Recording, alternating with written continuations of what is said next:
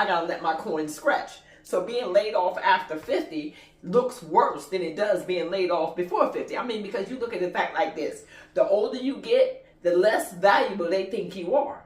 The less valuable you are to the company, the less valuable you are to society. That's just called a thing. They just want to consider you old and useless, old and worthless, old and set in your ways. But that's not the case. Really, they're losing a valuable part of every company when they allow themselves to get rid of what's been working, get rid of who understands the company the most and who's been working in those positions the longest. Or they'll bring other people in and want you to train them for them positions. Or right now, quote unquote, what they're doing is they're bringing in the AI robots. So it's kind of making the class, as they say, I won't say this is the middle class, but the boomers, put it that way, that are over 50, they're making them feel like there's no more use for them.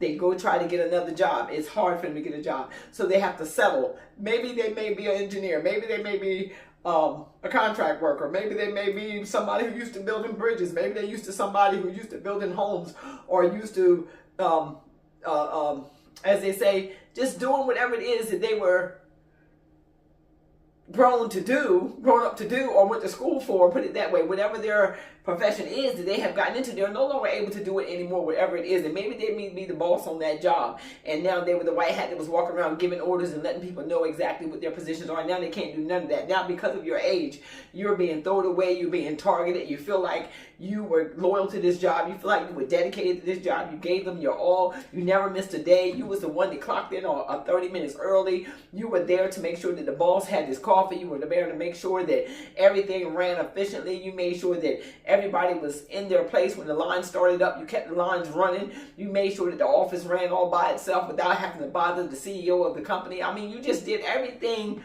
right. But yet, you walked up in your position, you walked up in your job, and they still laid you off, let you go, said your position was no longer needed.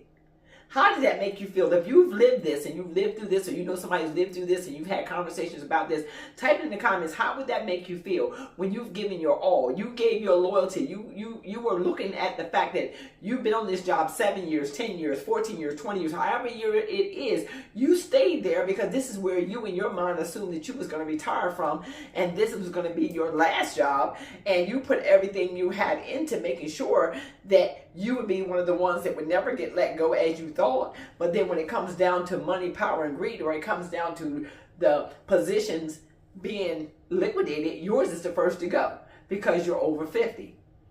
You're over 50. First of all, you're over